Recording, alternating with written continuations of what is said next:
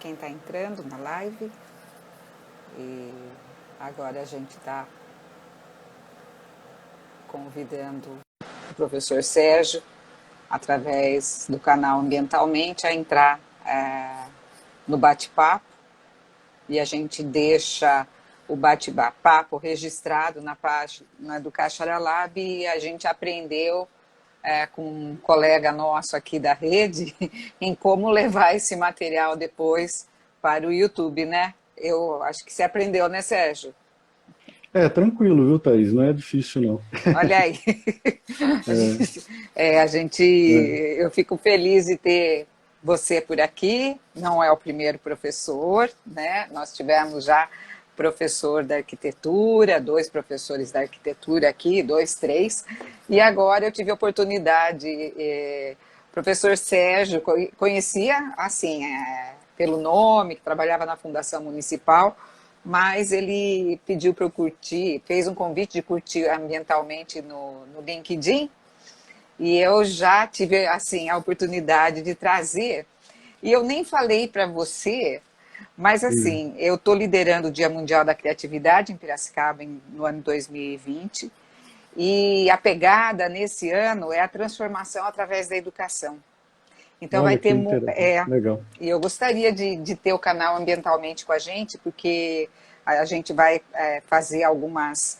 Assim, eu vou fazer os convites e as pessoas vão fazer inscrições, né? Mas para ser um inspirador, porque eu acho que você tem tudo a ver com os temas que vão ser abordados dentro da programação desse ano. Que legal, Thaís. Sejam todos bem-vindos, você também. Sérgio, fique à vontade aqui com a gente. E eu comecei a acompanhar o canal, e como professora, eu vejo que eu tenho muitos amigos que estão enfrentando, assim, essa entrada na digitalização, e a gente vai falar um pouquinho da experiência do professor Sérgio Arnosti nesse canal, que a gente vai estar falando sobre o canal Ambientalmente, e sobre a experiência dele também, né, nessa era da digitalização para os professores, né?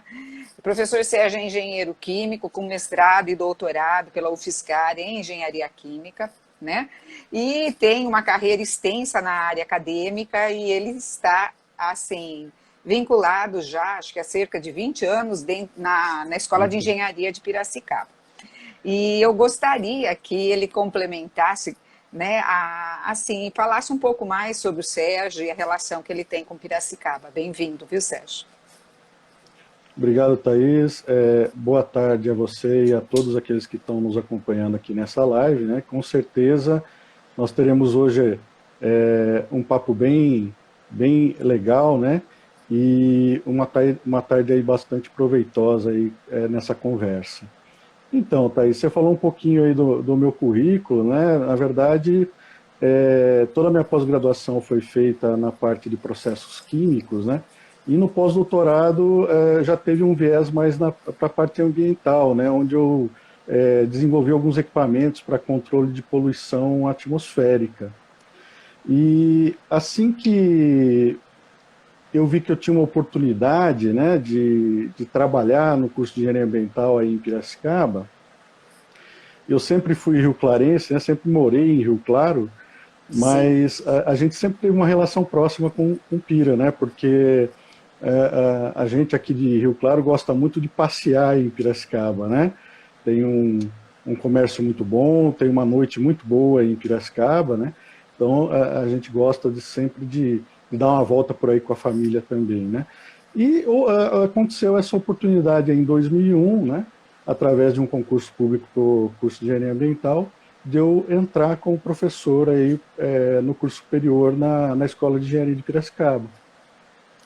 E o Sérgio, Thaís, é um cara assim, bastante tranquilo, né, no sentido de ter paciência com as coisas, né, gosto muito de fotografia também, né, apesar de ter esse viés de exatas, né, eu gosto muito dessa parte de artes, fotografia, e sou um pouco exigente, né, assim, até para o lado um pouco do chato, né, que às vezes a pessoa fala, não, mas é muito exigente, e eu sou assim, eu sou assim um pouco em tudo que eu faço, né? Eu gosto das coisas todas certinhas, né? Isso me ajuda por um lado e às vezes me atrapalha um pouquinho também, né? Mas Piracicaba sempre esteve muito próximo, né? Não só com relação à distância, mas nesses 20 anos foi uma cidade que me trouxe muitas coisas boas, né? Não só profissionalmente, mas como pessoalmente, porque eu fiz muitos amigos aí em Piracicaba também. E essa relação que você tem com a Fundação Municipal, você veio para montar o curso de Engenharia Ambiental? Qual é a sua atuação dentro do processo de ensino? Eu sei que você é um docente, ministra aula, está lá dentro da sala de aula, né? E houve uma mudança desse estar dentro da sala de aula, que a gente já vai falar aí para vocês, mas eu sei que tem outros eixos de atuação de um professor, né? Então, se você puder falar um pouquinho sobre a sua atuação dentro da Escola de Engenharia. Quando eu cheguei na Escola de Engenharia, estava formando a primeira turma de ambiental, né? Eles precisavam de um professor da área de processos e operações unitárias, né, em sistemas ambientais. E aí, o perfil é de engenheiro químico, a princípio, né? É uma disciplina base aí do currículo da engenharia química. Então, eu prestei o concurso, ingressei, e a partir daí eu comecei a ter uma relação muito próxima com o curso de engenharia ambiental, né? Durante esse período de 20 anos, por 2 vezes eu fui coordenador de curso, né? Atuei na alteração da grade curricular algumas vezes, e tentando sempre trazer inovação para o curso, né? É um curso que lá atrás ele começou com 5.740 horas, né? Então era um curso realmente que tinha uma carga horária bastante alta, e a gente foi ao longo do tempo enxugando um pouco, direcionando um pouquinho mais o curso, né? Porque naquela época existia uma dificuldade um pouco de enxergar qual que era esse perfil. Na verdade, não existia aí o esqueleto base do engenheiro ambiental, né? Isso foi sendo criado ao longo dos anos, né? Acho que vocês foram se ajustando de acordo com as diretrizes curriculares também do MEC para os cursos de engenharia, e a gente vê que esses cursos eles estão mais enxutos, né, em termos de carga horária, não é, Sérgio? Eu fui coordenadora de curso de engenharia durante 17 anos. Então você conhece bem aí o drama, né, que é você tornar o curso de engenharia mais atrativo nesse sentido, né? Você conseguir colocar o engenheiro bem formado no mercado, mas e também fazer com que esse curso seja mais atrativo. Esse foi sempre uma busca, né, que a gente teve e ainda tem, na verdade, né, de você conseguir mostrar que você consegue formar bons profissionais, mesmo com uma carga horária mais reduzida, de modo que ele consiga suprir as demandas do mercado. Joia. Eu acho importante a gente falar um pouquinho do docente, né?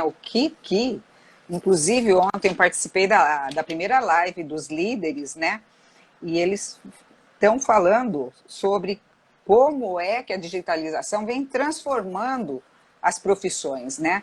Então, se você poderia estar falando um pouquinho como é que a digitalização mudou a sua vida e como você está vendo a mudança na vida dos seus colegas, o que isso impactou, como que você está enxergando tudo isso? Dentro da minha trajetória, assim, como docente, né, eu passei por várias fases, né? E eu sempre fui uma pessoa que sempre gostei muito de tecnologia, né? Então isso me traz um pouco de vantagem nesse sentido.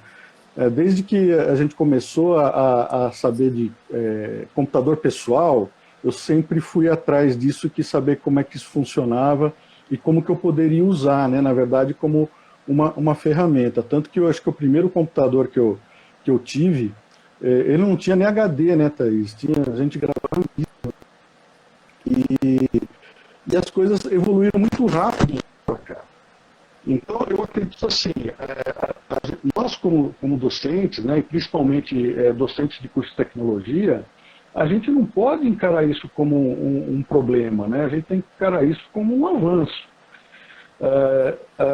dessa disponibilização de ferramentas que você pode usar para inovar a maneira de ensinar, né?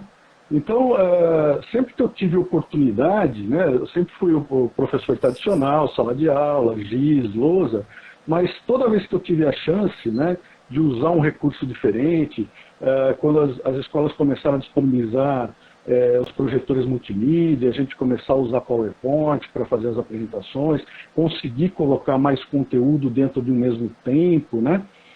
Isso eu sempre enxerguei como um facilitador para o docente e uma ferramenta a mais que ele poderia usar para tentar passar o conteúdo, né? E eu tive a oportunidade aí em 2009, uma experiência bem interessante, quando estava começando a proposta de cursos à distância na Federal de São Carlos, eu me candidatei lá como tutor, né? Então eu tive que fazer um curso de tutoria, né, nessa época, isso lá em 2009. E eu vim acompanhando a evolução disso, né? E porque se falava muito que, curso à distância, né? Ainda hoje, né, a gente vê as pessoas muito reticentes quando a gente fala de curso à distância. E eu acompanhei, lá na Federal de São Carlos, eu fui tutor do curso Tecnologia Sucroalcooleira e de Engenharia Ambiental, que são dois cursos de exatas, né? E as pessoas falavam, mas como que vai fazer engenharia à distância, né? E na verdade, eu acompanhei toda a evolução desse curso lá e percebi que eles conseguiram, de uma forma muito interessante, manter a qualidade do curso, mesmo sendo um curso EAD. Como que se faz isso? Tendo suporte técnico, tendo ferramentas adequadas, né, que você consiga passar o conteúdo de uma maneira que não seja tão dura para o aluno. Na verdade, eu acho que para o aluno a situação às vezes é até mais difícil, né? Porque ele também tem que reaprender a aprender, né? Ontem a gente estava falando sobre isso, inclusive, que não são todos também que têm acesso à tecnologia, à conexão, né? Eles podem ter até o celular, mas muitos acabam não sendo dependentes da conexão, né? Então, esse é um problema, né, Sérgio? A gente sabe que a gente tem que enfrentar, que a gente enfrenta isso, né? A gente escancarou essa desigualdade na pandemia. O Renan entrou aqui, ele está dando boa tarde para a gente. Deu um probleminha, eu acho que assim, não sei, teve uma... A sua voz ficou tranquila, mas não apareceu, ficou meio distorcida, acho que... Mas voltou normal, viu, Sérgio? E eu queria perguntar para você, porque, assim, eu sei que você já vem usando as redes sociais, quais foram os principais desafios que você encontrou para atuar junto às redes sociais na sua área de atuação como professor? Como eu estava falando, Thaís, isso já vem de algum tempo, né? Esse meu interesse aí nessa parte de digitalização, né? E eu percebi, na verdade, que alguns colegas acabam tendo uma resistência grande, muitas vezes por ter dificuldade de mexer realmente com a tecnologia, né? Mas quando você tem um suporte, como aconteceu agora na pandemia, que a gente teve um suporte bem interessante do pessoal de TI da escola, né?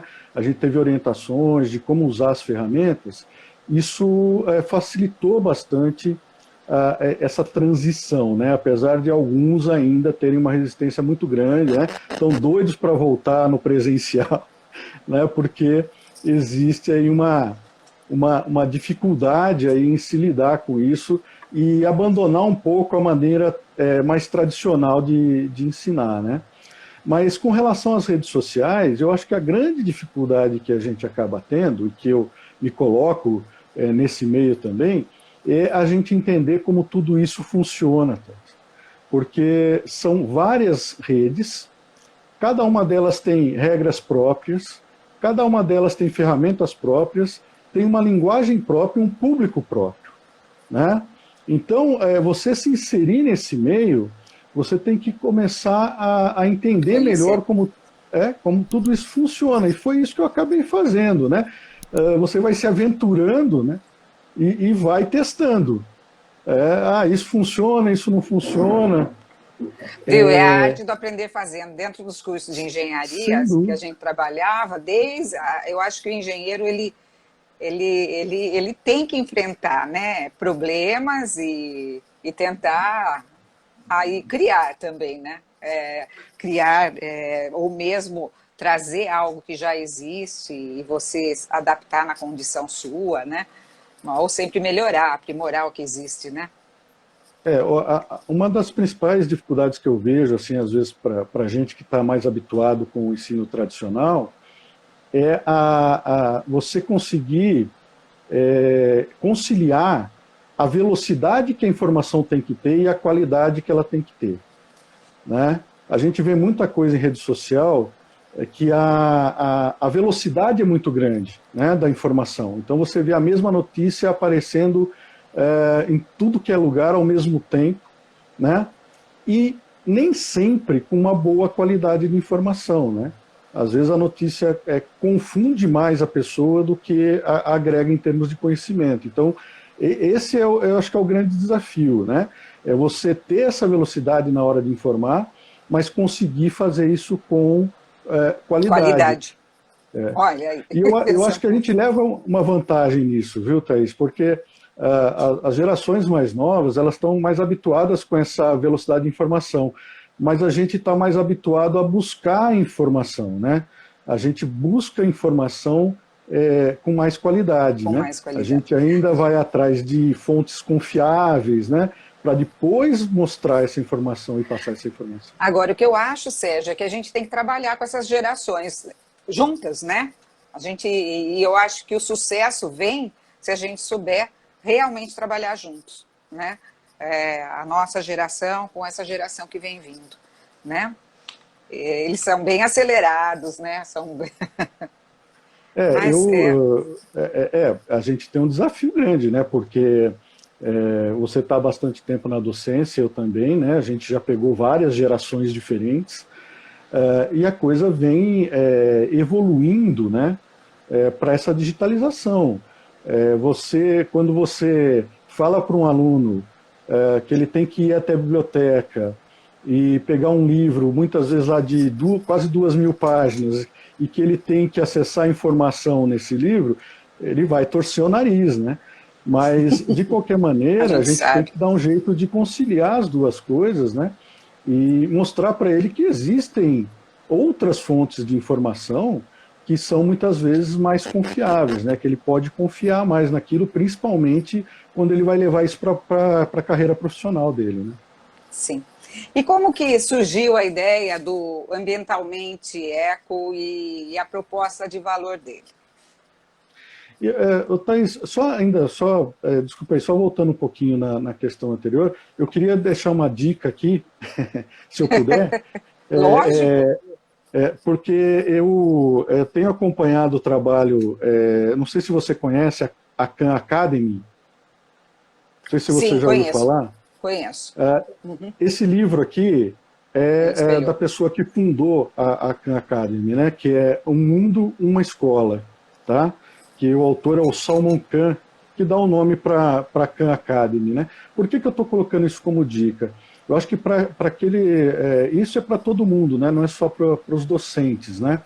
Eu acho que todo mundo que está envolvido na área de educação, alunos e docentes, deveriam ler esse livro em função dele mostrar qual é a perspectiva de ensino daqui para frente, né?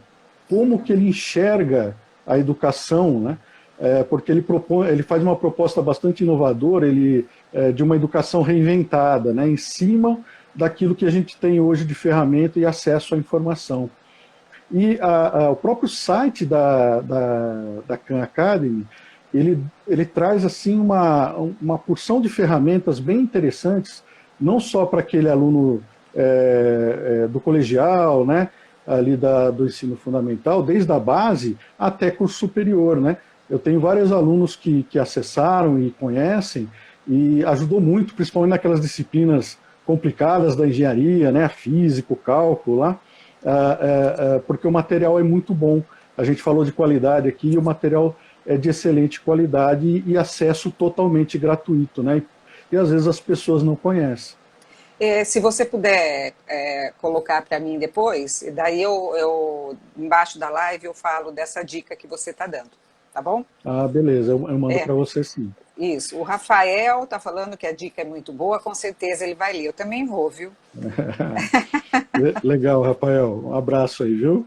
Então, o que eu É, estava falando era como que tá. surgiu a ideia de você montar esse canal que você conseguiu inserir ele em várias redes, né? O Ambientalmente Eco e a proposta de valor dele.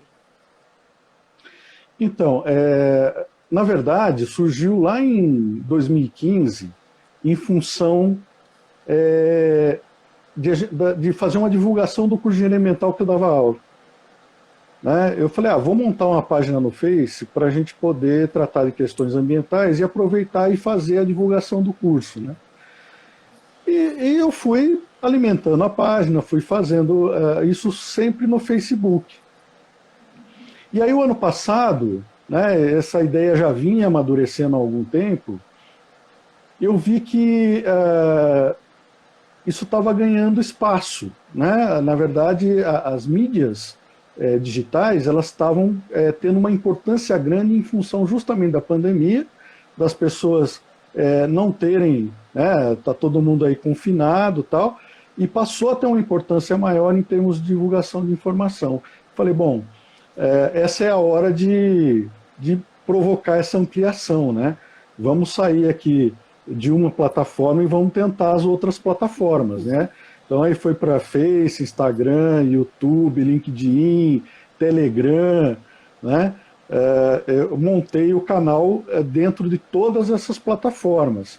E tô, na verdade, ainda tateando tudo isso, né? Porque o canal, né, com essa perspectiva, ele ainda é bastante novo, né? Ele mudou para esse nome, né? A gente acabou criando ambientalmente aí final do ano passado e a repercussão tem sido boa. Eu tenho gostado muito aí, né? Dá um trabalhão, né, Thaís? Porque eu estou administrando todas essas mídias, né? E a base do canal é o blog, né? Que é onde a gente coloca toda a base da informação e isso vai distribuindo para as outras mídias e é aquilo que eu falei, distribuindo em cada um dos formatos particulares, né? Então aquilo que eu uso às vezes no Face não funciona no Instagram, eu vou ter que Adaptar. transformar aquela informação de forma que ela funcione também no Instagram. Então, dentro de todas elas, né, eu vejo, por exemplo, o Facebook muito mais como um local de notícias, né, onde você vai lá para ver informação. É lógico que a gente está falando aqui mais voltado à parte profissional e não da parte de entretenimento, né? Mas já o Instagram é mais visual, mais áudio, o YouTube é totalmente visual e áudio, né? O Twitter é informação rápida sobre aquilo que você está falando e pensando, né? Então, todas essas mídias têm a sua característica própria e a gente tem que aprender, né? Na verdade, tem que ir testando e aprendendo. Entendi. E aí, eu queria fazer uma pergunta, porque assim, dentro a economia criativa, ela tem 4 pilares que a sustentam, e um deles é a sustentabilidade. E a gente traz aqui, inclusive, quando a gente fala da sustentabilidade, um dos pilares da sustentabilidade é o meio ambiente. E a gente está trazendo aqui exatamente um canal que trata questões ambientais, né? Um tema que eu acho que hoje é um dos mais importantes, junto com a pandemia, né? E aí a gente trouxe a temática da gente falar sobre boas práticas ambientais e eu queria que você falasse um pouquinho sobre o que seriam essas boas práticas ambientais. É a área de atuação minha também, viu, Sérgio? Legal. Exatamente essa área que eu atuo com práticas ambientais no ambiente empresarial. E se a gente pudesse Então, dar algumas dicas para pequenas empresas, porque tem muitas pequenas empresas que acompanham aqui o canal, né? E Então vamos lá. Eu tenho assim, uma visão de que aí vale para qualquer empresa de qualquer porte, né? Eu acho que muitas vezes a empresa, quando ela começa a querer ir para essa área ambiental, ela se perde um pouco no sentido de querer fazer tudo, né? Quer fazer tudo ao mesmo tempo, né? Quer lidar com resíduos, quer lidar com os efluentes, quer lidar tudo ao mesmo tempo. Eu sei que às vezes isso é uma demanda legal que a empresa acaba tendo, mas para aquela empresa que está querendo começar, né? Olha, a minha empresa não tem nada ainda na área ambiental, o que, que eu faço? Eu vejo o seguinte, você pode montar sistemas de gestão ambiental para qualquer porte de empresa, né? Você não precisa necessariamente buscar uma norma, uma certificação, né, que são processos muitas vezes demorados, de custo alto, né, que às vezes as empresas menores não têm condições de arcar com esses custos, né? Então, se a pessoa se dedicar um pouquinho ou buscar um profissional que possa orientá-la, né, nesse sentido, ela vai ver que só uma mudança, muitas vezes, comportamental de funcionários, ela já consegue dar esse viés ambiental e ela já consegue melhorar o desempenho ambiental da empresa, né? Vou dar um exemplo assim. A gente pega, por exemplo, o 5S, que é um sistema básico de gestão e organização, né? As pequenas empresas, elas não precisam necessariamente buscar uma certificação em cima desse sistema de gestão, mas ela pode pegar as orientações desse sistema de gestão e se organizar a partir daí, né? Então ela começa a perceber uma melhora na forma com que o funcionário atua, no gasto que a empresa está tendo ali dentro do ambiente profissional, da limpeza propriamente, da organização que ela tinha, e isso tudo traz um benefício ambiental sem dúvida, porque você engaja a pessoa nessa situação e ela passa a acreditar que aquilo é importante para a empresa e que ela fazendo aquilo, ela está contribuindo não só com a empresa, mas também com o meio ambiente, né? Agora, se você vai para uma corporação ou um empreendimento de porte maior e ela tem condições de implantar um sistema de gestão baseado em normatização, aí ela pode ter benefícios muito maiores em termos de qualidade de produto, né? Em termos de visibilidade da empresa, né? E quando eu digo isso, a gente não pode confundir com simplesmente marketing ambiental, né? Ou seja, a empresa não pode ter essas atitudes só porque ela quer ter uma visibilidade ou acessar o mercado ambiental e depois o próprio cliente acaba percebendo que aquilo é só uma fachada. Então a coisa tem que ser realmente feita de forma séria, né? E quando você faz isso, você traz aí para sistemas mais complexos, onde você tem o uso do ciclo PDCA, por exemplo, né? Você tem toda uma sistemática de organização dentro da empresa, aí você vai buscando sempre a melhoria contínua. E as mudanças mais recentes que houve na norma busca justamente isso, né? Você ter aquela visão sistêmica do processo, ou seja, você enxergar fornecedor, empresa e cliente, né, como uma coisa só e todos atuando em prol do meio ambiente, e a alta administração da empresa tem que estar sempre engajada, né? Isso é fundamental, porque não adianta isso partir de um departamento ali dentro da empresa, né? E a alta administração dizer, olha, isso aí eu não quero, né? E é interessante, Thaís, aí nesse viés também, eu sugiro que quem está nos assistindo e quem vai nos assistir depois aí na live, se tiver um tempinho, vai até o canal lá no YouTube, eu tenho um vídeo bem interessante sobre isso, que chama Sistema de Gestão Ambiental SGA Descomplicado. Serve para qualquer nível de empresa, tá? Na verdade, eu conto uma história lá, né? Onde eu vou colocando aos poucos cada uma das etapas da montagem do sistema de gestão, desde a concepção, né, da hora que a ficha cai, né, no empresário, até o momento em que ele vê que aquilo pode se tornar uma estratégia de negócio. Que essa é a ideia, né? A questão ambiental, ela tem que deixar de ser um problema para a empresa, né? Ela tem que começar a participar da estratégia de negócios dessa empresa.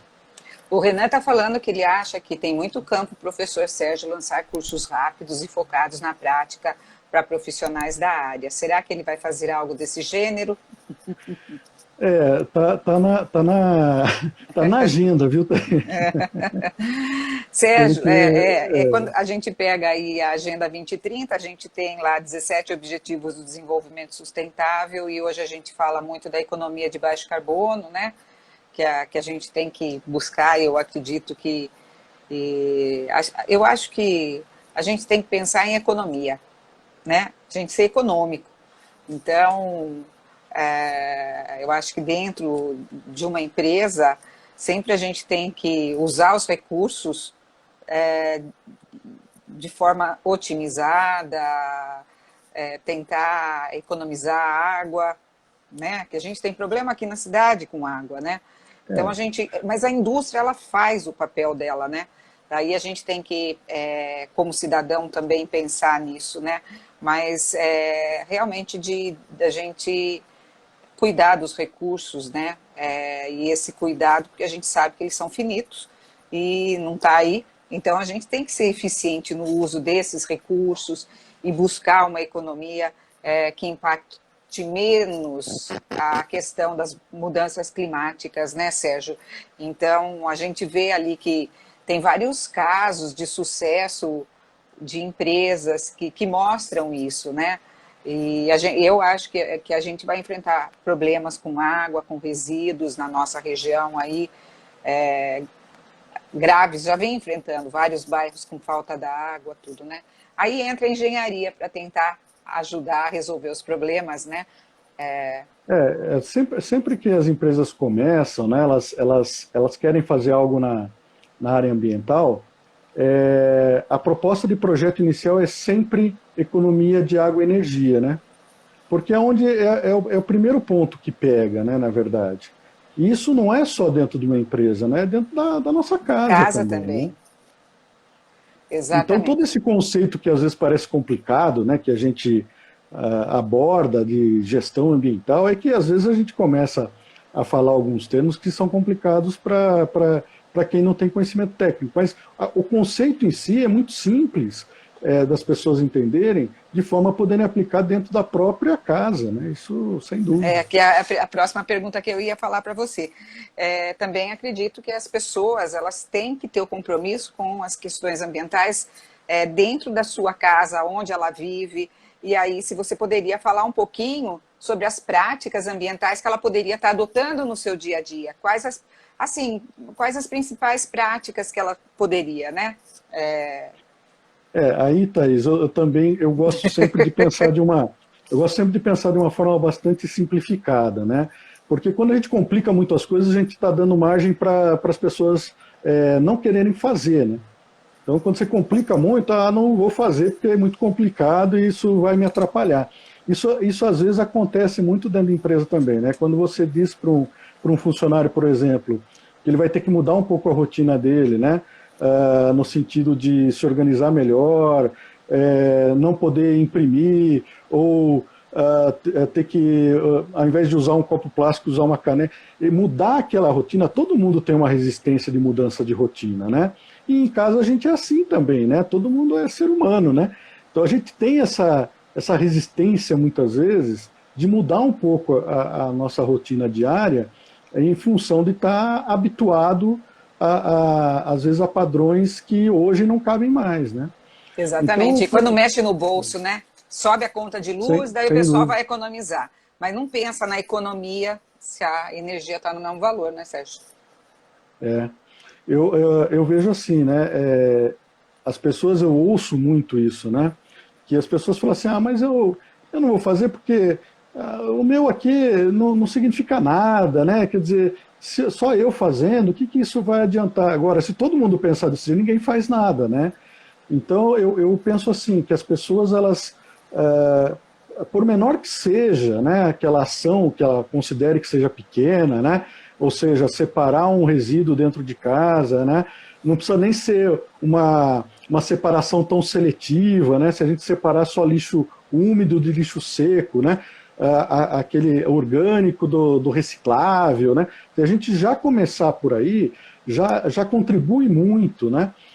Para a gente ter uma ideia, só para a gente exemplificar essa questão, em média, né, uma pessoa, eu estou falando isso de forma bem geral, né, existem outros dados, mas em média uma pessoa, ela gera por volta de 1 quilo por dia de resíduos, né, dentro da sua casa. Aí a pessoa fala assim, mas só 1 quilo, né? É pouco isso, né? Não é pouco, é muito. Aí eu sempre falo o seguinte, faz a seguinte conta, bem rápido, né? Piracicaba, por exemplo, você tem por volta de 400 mil habitantes, né?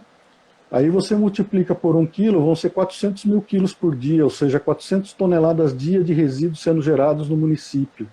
A gente não vai ter espaço para colocar todo esse resíduo, né? Então a reciclagem ela é importante, a coleta seletiva ela é importante. A Política Nacional de Resíduos Sólidos, ela trouxe no texto dela esse compromisso, né? Porque as pessoas, elas têm aquela visão de que, eu coloquei dentro do saquinho plástico, coloquei na porta de casa, fiz a minha parte, a prefeitura leva, não me interessa para onde vai levar, né? E ela leva, o problema passa a ser do poder público, né? E não é bem assim, né? A gente tem a nossa responsabilidade, então, se cada um de nós fizer um pouquinho, né, com relação a gasto de energia, com relação à geração de resíduos, né, se você quer um pouquinho mais além, você pode estudar um pouquinho e fazer uma compostagem caseira, né, aí já vai um pouco além, a pessoa tem que estar um pouco mais engajada, ela precisa ter um pouco mais aí de vontade. Tem algumas, né? práticas que, se você adotar, né, por exemplo, a economia, você tem que investir, né? Nesse caso, você tem que ter um investimento em tecnologias. Então, eu precisei, por exemplo, eu troquei todos os estopotes, lâmpadas, e isso tem um custo. Se eu morasse em casa, colocar uma energia fotovoltaica, né? Então, há essa possibilidade, né? Mas daí tem um investimento, mas que você tem que pensar em médio prazo que ele retorna, né? Não é a curto, mas ele retorna. Mas eu acredito que, como qualquer tecnologia, né, nesse sentido, esse custo vai diminuindo, né? Então ela vai se tornando cada vez mais acessível, né? O que falta um pouco para a gente aqui, particularmente no nosso país, é um pouco mais de incentivo, né, para que essas tecnologias sejam desenvolvidas e elas tenham subsídio do governo para que elas possam ter um preço mais acessível, né? Isso tudo está previsto em políticas públicas, né? Mas você viu aquela lei que estava falando que agora você não pode mais produzir a sua energia em casa? Que não, você viu? O governo complica também. Do mesmo jeito que você vai ter essa evolução, você tem as corporações que têm medo de perder o nicho, né? É a mesma coisa quando se discute a questão dos carros elétricos ou dos carros a hidrogênio, né? Você tem uma outra tecnologia que muitas vezes ambientalmente pode ser muito mais interessante, mas que no meio corporativo causa aquele medo de perder o nicho de mercado que foi conquistado, né? Uhum. E na verdade eu enxergo que você tem espaço para todo mundo, né? Eu acho que você tem espaço para todo mundo. As mudanças vêm e vão acontecer, né, Sérgio? As mudanças vão acontecer. Então a gente vê, por mais que a gente fale aí dos veículos, a gente viu despencar a venda de veículos, vai despencar mais ainda, sabe? O pessoal, se a gente tivesse aí uma quantidade de como que chama? De vias para bicicleta, né? E se for possível, as pessoas estão morando mais perto do ambiente de trabalho, vão buscar isso, né? Então, eu acho que o mundo vai ser outro, né, Sérgio? Eu não acredito que volte a ser o que era antes. Não, eu não tenho dúvida sobre isso também não, viu, Thaís? Eu acho que muito disso que nós estamos vivenciando agora, muito do que a gente deixou de fazer, que acabava consumindo muito, ou acabava impactando muito o ambiente, a gente percebe que a gente consegue viver tranquilamente sem, né? Causa um trauma inicial aí, né? Fala, nossa, né? a gente fica meio perdido num certo momento, mas depois você se adapta àquela nova situação e vê que é uma situação melhor do que a anterior. E aí, tudo que é melhor a gente incorpora, né? Então Uhum. você vai incorporando essas novas tecnologias, essa nova maneira de viver, como é o caso disso que nós estamos fazendo agora, né? Quem que imaginava, né, que a gente poderia ter essa conversa aqui via celular, né? Com essa tranquilidade, com essa facilidade que nós estamos tendo agora, com baixíssimo custo, assim, nesse sentido, né? Porque a gente consegue e consegue atingir muitas pessoas com isso, né? Sim. A gente vai deixar registrado aqui a live, né? A gente deixa o nosso histórico aqui dentro da página. Eu vou começar a apresentar os trabalhos do Dia Mundial da Criatividade já essa semana. Gostaria de ter você, através da Ambientalmente, dentro da programação, fazendo já um convite, né? Mas Joia. eu vou partir para as considerações finais e gostaria que você colocasse o que você gostaria de estar colocando agora nesse momento para encerrar. A gente faz de 45 minutos a 50 minutos a nossa live, o horário de 1 hora aula. Você tá muito professora tradicional aí. Ainda, não, ainda. Não, sabe por quê? A gente percebe que lives muito longas no Instagram cansam, né? E Não, acho que a eu gente tem que entendo. dar o recado aí mais ou menos nesse tempo. Não, tranquilo. Como eu falei para você, né? Essa questão da informação com mais tempo é aquilo que às vezes a gente gosta, né, Thaís? Mas muitas vezes as pessoas que acessam o Instagram, acessam o Facebook, não querem muito isso, não. Elas querem informação ali pipocada e rápida, né? É, é Mas bem isso. eu agradeço aí o seu convite, vamos conversar assim a respeito disso, vamos ver naquilo que eu puder contribuir, eu vou contribuir sem dúvida, Uhum, tá? sim. Com esse seu projeto que eu acho muito interessante. E, assim, como consideração final, eu gostaria de dizer o seguinte, né, que é possível nós caminharmos aí para a sustentabilidade, né? Essa palavra, ela ganhou força lá em 92, né, com a Rio 92, tal, com a Agenda 21, né, mas que hoje ela é muito usada. E às vezes o que acontece é que a gente, ao invés de colocar sustentabilidade como meta, essa palavra é colocada como utopia. E aí, se isso for colocado como utopia, todo mundo vai ficar sentado em casa e não vai agir para que a gente tenha um ambiente melhor. Então a gente precisa colocar sustentabilidade como meta, né? Não só para quem vive agora, nesse momento, mas para quem vem depois, né? As futuras gerações. E eu acho assim, quando a pessoa começa a colocar muito problema, na verdade ela está querendo se eximir da responsabilidade como cidadão e como empresa. Então existe esse caminho. Dá para a gente trabalhar de uma maneira que cause menos impacto negativo no ambiente e, ao mesmo tempo, ter o desenvolvimento. E aí que vem a proposta do canal Ambientalmente, né? É possível fazer engenharia e meio ambiente se encontrarem, ter uma boa relação? Sem dúvida nenhuma, né? O que mais você vai encontrar lá no blog são situações de pesquisa ou notícias que mostram o tempo todo o que está acontecendo. Empresas investindo em novas tecnologias que não seriam possíveis sem engenharia, né? E que tem todo um viés ambiental, de menos gasto e de um desenvolvimento de uma sociedade mais sustentável. Que bacana. Fiquei contente de trazer você aqui. Embora a gente não tenha trabalhado na mesma universidade, né, a mesma faculdade, mas eu me senti à vontade de estar conversando com um engenheiro aqui dentro da. A gente já trouxe a engenharia aqui para dentro Ah, é? da economia criativa, porque nós temos muito forte o setor metal mecânico em Piracicaba, e aí a Sim. gente trouxe a fundição artística. Então, nós Olha que mostramos interessante. como, por exemplo, a fundição, ela vem apoiando os artistas. Então, nós apresentamos um case aqui, né? Então,